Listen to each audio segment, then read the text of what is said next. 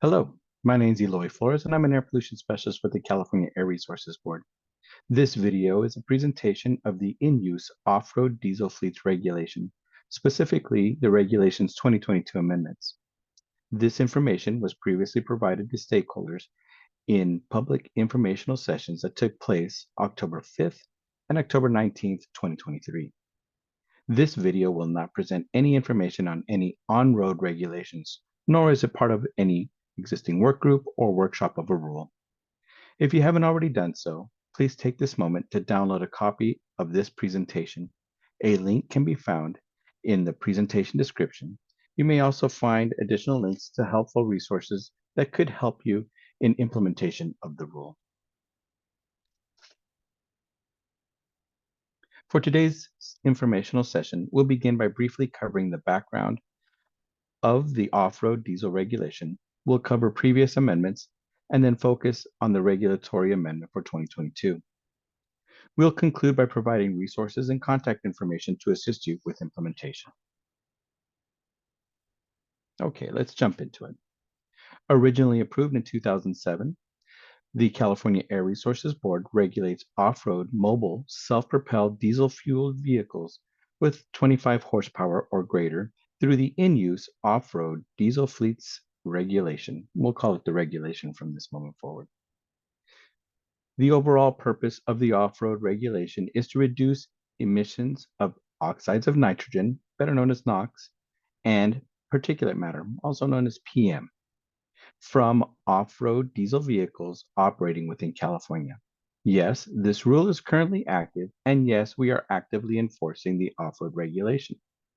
This regulation generally covers equipment used in construction, mining, and other industrial operations.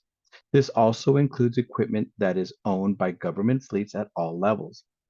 The regulation requires fleets to gradually clean up their fleet via retirement, engine replacements, or retrofits by implementing declining emissions-based fleet average targets that each fleet must achieve by certain years. It also prohibits the addition of Tier 0 to Tier 2 vehicles, requires labeling of vehicles, annual reporting by fleets, and includes idling limit requirements. The regulation does make exemptions for use of vehicles in emergencies. However, reporting and other requirements apply, which we'll discuss in this presentation. The regulation, however, doesn't apply to 100% agricultural use vehicles and personal use vehicles. Goals for the amendments of the off-road regulation are to achieve additional emissions reductions by reducing ozone, particulate matter pollution, diesel particulate matter throughout California. As part of the amendment are processes to enhance enforceability of the regulation. Strong enforcement is critical in order to maintain a level playing field for compliant fleets conducting business in California, and to ensure projected emission reductions are being achieved in use. Several adjustments were made to the regulation with this goal in mind, particularly centered around entities that are responsible for hiring fleets subject to the regulations.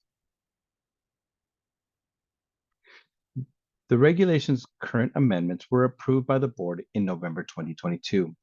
The 2022 amendments were developed through an extensive public process, which includes multiple workshops, work groups, and over 30 individual stakeholder meetings over the span of 2.5 years.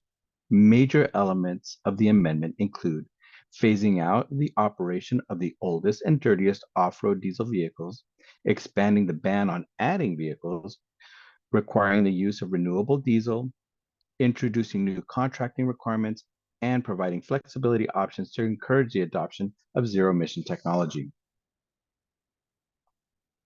Let's quickly discuss engine standards. If you're joining us, you're probably familiar with engine tiers.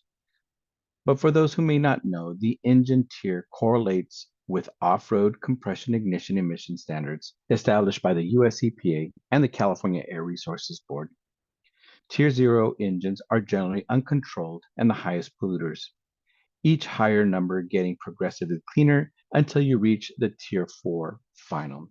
So Tier 1, Tier 2, Tier 3, Tier 4 interim, and of course Tier 4 final. A major element of the regulation involves phasing out of the oldest off-road diesel engines. This phase out, which targets Tier 0, Tier 1, and Tier 2 engines, has different implementation schedules based on the size of the fleet, as seen in this table. And again, in this regulation, we calculate our fleet size based on total horsepower of the fleet. Just follow the table based on your fleet size. There are a few special notes I want to mention. First, you'll notice that on-road model year engines are also included in these requirements. And that is because there are a very limited number of vehicles with on-road engines that are subject to this regulation. The next piece of the regulation goes hand in hand with the tier phase-out requirements. To ensure emission reduction goals are achieved, the amendment expands on the existing ban on vehicle adding. As a result, fleets can only replace their older tiered equipment with, at a minimum, the cleanest combustion technology that is currently available today, which is a Tier 4 final. The regulation already prevents fleets from adding vehicles with Tier 0 through Tier 2 engines into their fleet and expands this to Tier 3 and Tier 4 interim in the timeline shown in the table. This does not limit the use of Tier 3 or Tier 4 interims already in a fleet. Now I would like to jump into renewable diesel requirements.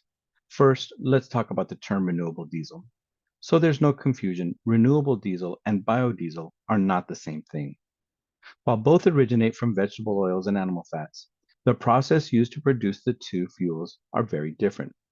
Therefore, they have different chemical properties, physical properties, and environmental attributes. Renewable diesel is a drop-in fuel, meaning it meets the same requirements as conventional CARB ultra-low sulfur diesel. It can be used interchangeably or in combination with CARB diesel and requires no infrastructure changes, engine modifications. Use of renewable diesel will not impact your vehicle's warranty.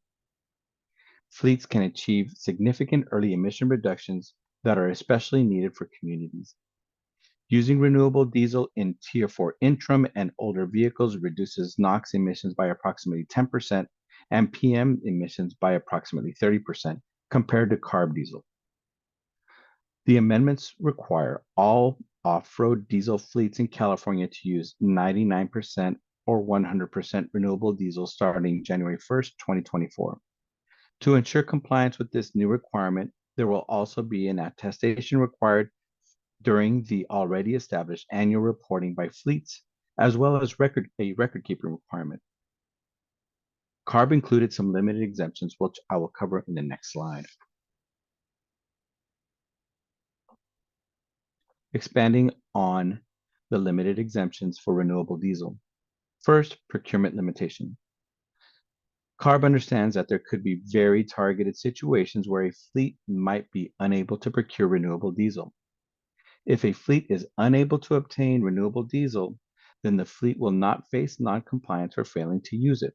However, to prevent misuse of this exemption, the fleet must keep records that describe their normal refueling method, records that describe why they were unable to obtain renewable diesel via their normal refueling method, and documentation supporting their inability to obtain renewable diesel.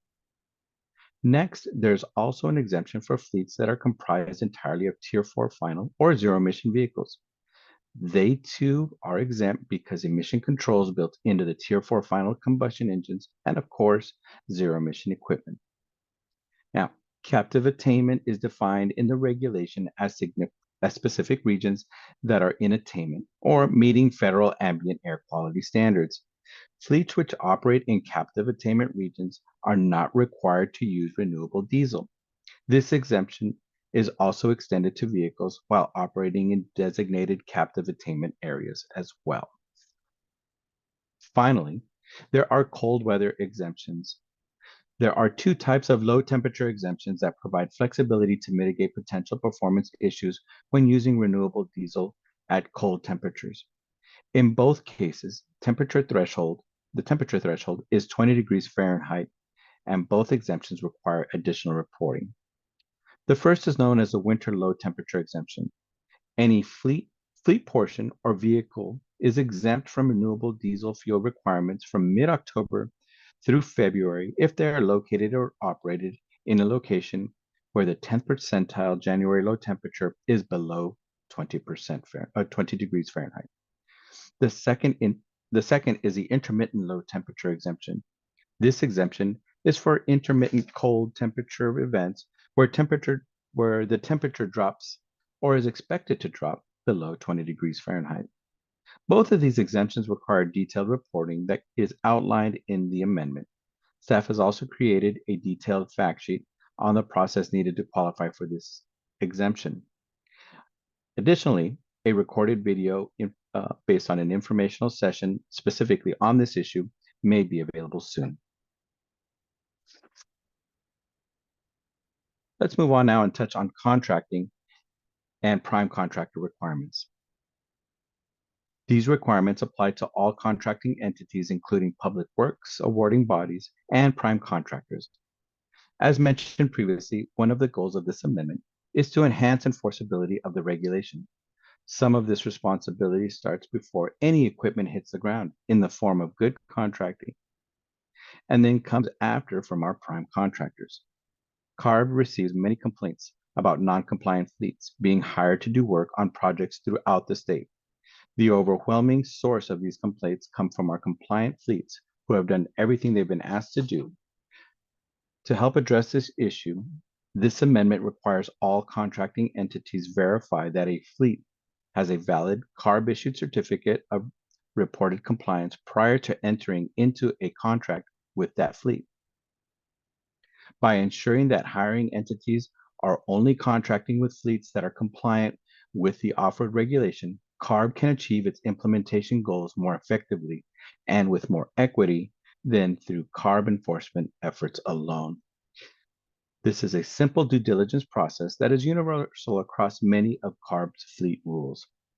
Prime contractors must report any observed non-compliance on their job sites to CARB. Additionally, if CARB visits a job site and asks the prime contractor for ownership information of the vehicles, then the prime contractor must disclose that information, and the prime contractor must post a sign at each job site, which provides high-level information on the off-road diesel regulation, and instructions on how to report observed non-compliance.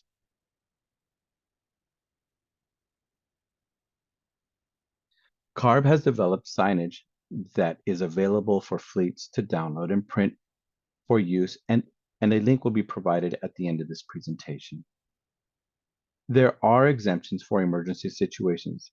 However, a fleet will be required to document and record use under declared emergency conditions. They must retain records of the emergency, as well as a description of the emergency, as well as dates. An additional recorded video informational session on this topic may be available soon. Let's move on now to other flexibilities.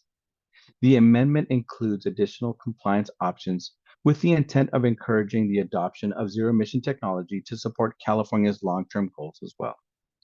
As part of this amendment, CARB has developed a two-pronged approach to encourage the adoption of zero-emission technology. The first prong being a vehicle-to-vehicle flexibility. The intent of this first prong provision is to allow fleets that adopt zero-emission vehicles to be able to keep a similarly sized Tier 1 or Tier 2 vehicle for an additional 2 years beyond the tier phase-out dates previously discussed. This allows a fleet the opportunity to have additional time to make any operational adjustments necessary to fully incorporate zero-emission into their fleet while having the ability to rely on their older vehicles if needed. This requirement includes several reporting requirements to ensure CARB can properly track which vehicles are receiving the additional 2-year flexibility and to ensure the provision is being properly used. The second zero-emission prong is intended to allow for a much bolder and more transformative zero-emission compliance pathway. As we've mentioned, replacing Tier 0 to Tier 2 vehicles with the cleanest available combustion technology is necessary to meet our near-term air quality goals. But if a fleet would rather hold off on investing their capital into Tier 4 final equipment and would rather invest in zero-emission technology, that is not only allowed but encouraged within the framework of the regulation. This is where the zero-emission technology application, or ZETA, process allows for an alternative compliance pathway for fleets wishing to go all in on zero-emission technology and help lead the way to a zero-emission off-road sector. Fleets commit to turning over at least 15% of their fleet to zero-emission operations by 2030 and at least 50% to zero-emission by 2035. A ZETA must be approved by CARB and again is based on total horsepower. Fleets considering utilizing this pathway are welcome to reach out to CARB for guidance in this process. One of the other changes to the amendment is how we recognize low use. First, let's discuss year-by-year low use. As a reminder, year-by-year low use means a vehicle that is operated in California less than 200 hours during the preceding 12-month calendar year. In contrast, permanent low use means a vehicle that a fleet owner has designated as operating less than 200 hours a calendar year for all years subsequent to the designation. Year-by-year low use gave fleets the option to track a vehicle's hours of use during a compliance year and claim the vehicle as low use in that 1 year. The year-by-year low use option will sunset January 1st, 2024, meaning no vehicle will be considered year-by-year low use on or after January 1st, 2024. However, permanent low use is still an option, but users must still continue to stay below 200 hours. There are also flexibilities within permanent low use. These include 3-year rolling average offered as an option. A vehicle operated only in California for 3 consecutive years and owned by the same owner during that entire period may be considered permanent low use if it is operated an average of 200 or fewer hours per year during that consecutive 3-year period. With these changes come new reporting requirements for permanently low use. A date stamp photograph of an operational engine hour meter at the time of the reading must be documented and maintained in accordance with record-keeping provisions. If a fleet does not have access to a camera, or if security protocols related to military operations prevent the use of a camera, then the fleet must create a written log of the reading. Written logs include the EIN of the vehicle, hour meter reading, signature and date from the day the hour meter was gathered for reporting. Anyone can declare a vehicle low use. However, any Tier 0 vehicle that was designated as permanent low use will be required to be phased out by January 1st, 2036. Additional amendments include labeling, back credits, and reporting requirements. The amendment now requires replacement of any missing or unreadable emission control label. An emission control label provides important information associated with the installed power system. It's a valuable tool for service technicians as well as for regulation implementation, as it provides the year the engine was manufactured, as well as what type of controls exist on the engine. Fleets have additional flexibility to generate back credits after the final target date. Several incentive opportunities exist for fleets who would like to modernize their equipment. We've put together a list to assist you in accessing some of these funding resources.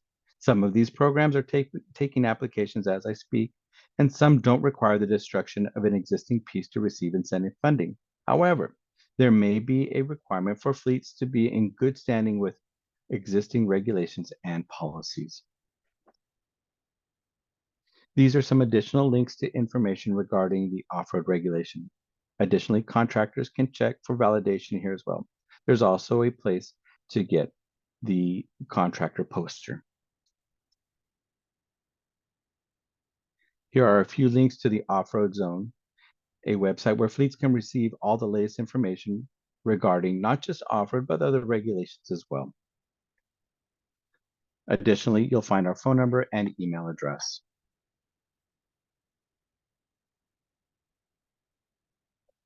These were a copy of the presentations that were previously provided. And we thank you for watching this video. Please reach out to us if you have any additional questions, or feel free to shoot us an email. That information can be found within the presentation. Thank you.